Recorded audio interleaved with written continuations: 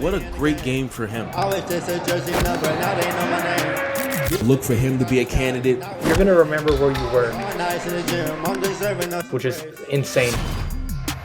coming off the bench. The league is moving in a new direction. He's done this in every single series. I was coming off the bench. No lead is safe. What is good, everybody? Welcome back to another episode of Off the Bench. This is episode 8. I'm here with my co-host Jimmy. We are super excited for this episode. Like we've been saying before, man, we got a team behind us now. Shout out to the guys from Timeline Edits. Shout out our boy Rob, and shout out my boy Will, who's been helping us behind the scenes, getting everything for the video together and all that. And we got a lot to talk about today, but the main thing we're going to talk about is Game 2 and Game 3. And what a game from the OKC Thunder in Game 2. Their bench came out and balled. Caruso had 20. Aaron Wiggins had 18. There were moments when I was watching Aaron Wiggins and I was like, hold up, bro. Is this SGA? And then I look up and it's Aaron Wiggins doing some of the most crazy buckets I've ever seen. And he had 18 off the bench. Caruso had 20. And together, their bench had 48 points, Jimmy. And you know and I know when your bench scores 48 points, you're going to win that game every single time. Yeah. Yes, every sir. single time. And not to mention their bench. SGA, he's averaging 36 points per game. That's the most out of anybody in a finals debut. He's averaging 36. He had 38 in the first game, 34 in this dub. And Game 3 is tonight, and I expect him to do the exact same. Another thing I saw was Chet had a awful Game 1 and a very awful one at that. And he really got it going in the first quarter of Game 2, which helped them take a good lead over the Pacers. What else? Haliburton struggled early on. He had like 3 points, and then he ended up with 17 at the end of the game. He really couldn't get anything going. Siakam also struggled at that end. I don't see that being a trend much longer. I expect them to kind of amp up intensity in Game 3 and kind of like come back to their form that they should have been. The double big lineup for OKC was super effective. They were getting every offensive rebound that they could. Extra shots lead to extra opportunities, you know and I know. And I'm super impressed with OKC. They took a punch to their throat in Game 1, and they threw one back in Game 2, and they really balled out. And Game 3 is tonight in Indiana. I expect a great game. It's the first finals in Indiana in almost 25 years. So they're hyped, man. They're super hyped about it. What did you see from Game 2? So, yeah, there's a lot of things to headline here, right? So, on the Thunder side of things, right, I'm going to talk about the good first. For all hoopers, who love a good bucket, go ahead and pull up 9:43 in the third quarter of what Shea pulled off. I mean, that was insane, and that just goes ahead and speaks. I want to say it was a reversal. It was a nasty bucket. I mean, and we Taylor talked about it before. He thinks Shea, this might be one of the greatest offensive, just performances in a season we've ever seen, and he's up there. The Thunder, I can't say enough about their tenacity on the defensive end of the ball, just forcing turnovers, right? Picking on the mismatches, and you would think they match up well with each other, and Indiana be able to get that, get their style of offense running. But man, the Thunder, they're the number one defense for a reason, right, Sonny? Yeah, it just speaks to volumes of how they move around on the defensive end. You mentioned their bench. Russo and Andrew Wiggins. Shout out them. Not Andrew Wiggins. What's his first name? Aaron Wiggins. Aaron Wiggins. Okay, shout out Aaron Wiggins and Caruso combining for 38 points off the bench. I mean, I've been saying this all postseason long, Sonny. Depth is what matters in this postseason, right? It's not your stars. Obviously, you need your stars, come up big, and we're going to talk about a star player in a second that did not come up big. But Your depth is key, and the Thunder, they came to play. Again, hustle plays from Caruso, threes from Wiggins. I mean, it was just a crazy offensive display from their bench, and as opposed to the Pacers bench that didn't come to play. And last point I'll make about this game, I want to talk about Tyrese Haliburton, right? Sonny, I've been doing some thinking, and I have another occupation for Tyrese Haliburton, and it's gonna be a magician. It's a magician. I'm gonna tell you why. I'm gonna tell you why in a second. Tyrese Haliburton is a magician because you know why? You know, when you need a bucket, he's gonna use that dark magic and just happen the ball falls into the rim, clanks off the back iron, and falls into the rim. He'll run around the court, fade away three. He'll hit those, right? He'll give you those type of moments. But you also know what he's good at? Disappearing when it matters most.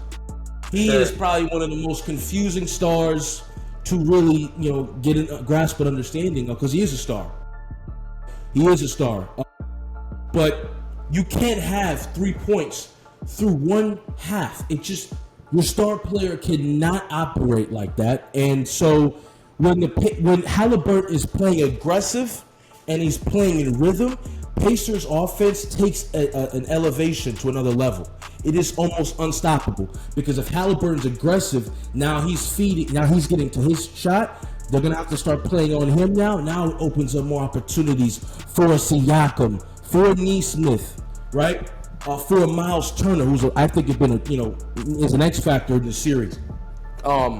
So if that doesn't happen, the Pacers offense looks minuscule. It looks it doesn't look like it's functioning at a high level. So Tyrese Haliburton, he needs to figure it out, Sonny. If he doesn't figure it out, his offensive game, it is going to be a tough night in Game 3 for the Indiana Pacers. I was also questioning a lot of the shot selections that Tyrese had. Like he shot up this 40-footer in the first half that was out of nowhere. Like you said, he had 3 points, 3 rebounds, and 3 assists in the first half. That's not gonna get it done, dude. You're the star point guard of this team. You're the engine that makes this team run, and you got to get going early. It's the NBA Finals. I understand that they're sending Dort at you. I understand that they're sending the secondary defender at you, but you got to figure it out. It's the NBA Finals. You are 3 games away from potentially winning it all, and you can't have games like this again. Like, yeah, he finished with 17 points, but it was like a lot of those points came in garbage time. They did. He had a bunch of floaters that came in when they were losing by 20 already. And the first half was really telling on how they're going to play, because going 1 of 5, having 3 points is not going to get it done against this defense. And we talked about this defense this entire playoff series. We know what they're capable of, and they're showing you that right now. Caruso has been amazing. Wiggins has been amazing, like we said. SGA's averaging 36. And I'm excited to see. I want a big game from J-Dub tonight, because I feel like he's been rushing a lot of his shots and a lot of the things he's been doing these first 2 games. He hasn't been spectacular in any means, but we'll see what he can do tonight. And Game 3 is going to be a big one. It's in Indiana tonight, so we're going to make a video about that sometime this week, and we'll have that up and stuff. But let's get to the headline of today. We got a certain player his name's been thrown out into the trade mix. The Phoenix Suns are actively trying to get KD off their books, and there are 3 teams, Jimmy, that I think have the best chance. It includes your New York Knicks, the San Antonio Spurs, and the Houston Rockets. And I think the best 2 teams that have assets to send to the Phoenix are New York and Houston, because I don't think San Antonio is gonna mess up with that young core that they have. I really like how they got things going. They got Fox, they got Wemby. Let them play some games together finally. They didn't get much together when they even did. And Stephon Castle, Rookie of the Year, they're gonna have him progress, of course. And I think the Rockets and Knicks have the best 2 options to trade for KD. And what do you think about that, man? Would you trade a Karl Anthony Towns for a KD? Oh man. So yeah, I was watching a little bit of the first take this morning, and that was an option. Yeah, and obviously first take's not a good. It's like NBC getting your political news. It's horrible. It's I'll say this. I wouldn't do that. That's not a move I'd make, and I wouldn't touch that Knicks core unless you're getting a guy like a Giannis, right? If we're gonna make a trade for a KD, it needs to be for like a Josh Hart and a Mikal. That's what I'm willing to do to bring KD to New York. But other than that, Sonny, I'm good on that. I'm good on the KD trade. It just if we're bringing him on, we need to not sacrifice anything else, because you've already said, you're committed to this core, right? And you made the coaching change with Tibbs, so you're already saying to the public, to the fans, we are a coach away from actually winning a chip. We have the core. We need someone to go direct it, right? We need a captain to go direct the ship. So time will tell what they actually do, but in terms of a KD move, I'm off that. I don't want it. No, I agree with you. And like I said, I think the Rockets have probably the best assets to give. You can pair a Jalen Green, a Jabari Smith, and a Tari Eason and some picks to go get KD. Because one thing I know about this trade is the Suns are going to go after capital. They have no capital. They have no future. And they're going to want something out of KD, They traded all that away, and we talked about it with some of our friends. It would be hilarious if the New York Knicks were to trade Mikal, and Mikal gets traded again for KD for the second time in his career. That, like you said, it'd be a compliment, actually. But it would be. It would be a compliment, and you'd be trading essentially for one of the greatest scorers of all time in Kevin Durant, but you also have to take a Hall of Fame career. I mean, what more is there to say about Kevin Durant, right? We know who he is. You know who I am, Kevin Durant. Easy money sniper. So he essentially would bring another creator with Brunson. It's just, you gotta know what you're giving up. You also have to look at KD's injury history. He's not been the most durable guy, and he's older. So, 37 years old at this 37, 38 soon. So yeah, He's definitely getting up there. And I know a lot of people have red flags about that. And a lot of people have red flags about KD being on any team. But I mean, I really expect him to get traded sometime this offseason. It might be before the draft. We'll have to see what type of transaction occurs. Personally, I would want him to be a Houston Rocket. That's not because I hate the Knicks. I hate the Knicks because I hate the Knicks. But it's not the Rocket, The Rockets, I think, have the best assets, like I said, and they're trying to up their team to be in contention next year. So I would watch out for the Rockets, and I don't think the Spurs want to move around with any guy that they have. They just got Fox, Castle's improving, so we're gonna see where that goes. I was gonna say another option. I know that there wasn't a landing spot, but a fun one would be Minnesota. I would love to see Ant and KD and those mic'd up interactions with one another. That would bring entertainment, right? And Ant's always alluded to KD being, someone his favorite player. And so that could be an interesting, duo with the he needs another guy there, a creator. Now they need a point guard, but bring the KD on there. If you can keep you got Jaden McDaniels. So you keep Jaden McDaniels on there. Who knows what could happen? And you said something about Terrence Shannon being an all-star in 2 years. So if you told me, hey, if Terrence Shannon develops the way you say, then we're looking like Minnesota might get back to the WCF. I mean, yeah, I did see Minnesota's name pop up, but I would find it very interesting if they can keep McDaniels, if there was a KD trade involved, because I definitely think he's the odd man out if there's a trade coming. Him and Nas Reed, actually. So Yeah. we would have to see where that goes. But yeah, man, that's the KD news that we got. We're gonna be covering free agency a lot. Like, follow me on Twitter, follow us on all the platforms and stuff. You're gonna be seeing a bunch of free agency news. I know Jimmy's gonna be glued to his phone like I am. And what are you excited about? The last thing. So, well, what I'm excited about in terms of the Knicks, yeah. What I'm excited about would be finding this next head coach. I want to see who they're going to bring in, who's going to be able to handle these expectations. Right? It's a big year. It's championship or bust for us. So it'd be interesting to see who they bring in as head coach. They tried to knock on the door of the Rockets for Ime Udoka. They tried knocking on the door of the Timberwolves for Chris Finch. And they tried to do it with Jason Kidd. They've all said no.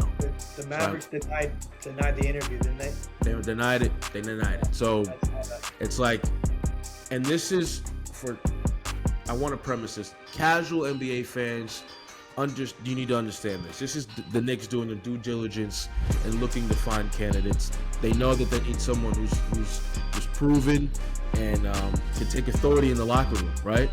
So time will tell who will be the New York Knicks coach, but that's what I'm looking forward to. It might come in weeks because the Knicks are probably going to do an extensive search on this. And yeah, you know what I mean?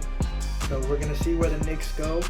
As for the Lakers, I hope we get a valuable winner. I'm done with the Jackson Hayes experience. I think I hate him more than any. I don't think I've ever hated a Lakers player more than I hated Jackson Hayes. But we're gonna see where we can go with the center market. We're gonna throw some names out there, maybe Kessler, maybe Nick Claxton, and we're gonna make it work, man. This has been a really good episode. I like us talking about each game and talking about short segments here and there. We're gonna make a full episode on Game 3 and see who wins. I personally have Indiana winning today. I don't know. I have a feeling. Everyone says the devil lives in Gary, Indiana, so they're gonna get it today. Hey, what did I say his occupation? Haliburton, a magician.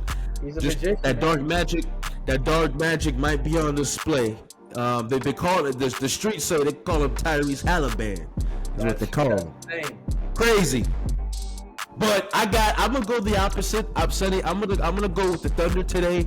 I really think they come out and they punch them in the mouth. They know what happened in Game 1 was unacceptable. It doesn't speak to how they play as a basketball team. So I'm telling you, a Thunder performance like we saw in Game 2. They're gonna come out hot, and I think it's gonna be 2-1 going to Game 4. All right, man. It's been a great episode. Shout out to everybody who's been watching. Shout out to everybody who's been texting us, giving us feedback on how we should do things, what they saw from it. And this has been Off the Bench. Any last words, Jimmy? Yeah, no, like you said, we appreciate you guys and the feedback, helping us out. We really appreciate the support, and like I said, be on the lookout for more content. We are just getting started. Off the Bench, we're here. And yes, sir, and I want everyone to lighten up on my boy Taylor with his take, because some of you guys in the comments were getting crazy. All right? They were cooking them. It was getting bad, but that's what happens when you make takes like this, and we know. Spicy take. We know, and we're gonna have to experience it ourselves. And thank you for watching, everybody. Coming off the bench, put me in the game. Always just a jersey number, now they know my name. Used to be cloudy skies, now it's sunny days. Long nights in the gym, I'm deserving of some praise. Coming off the bench, I was coming off the bench.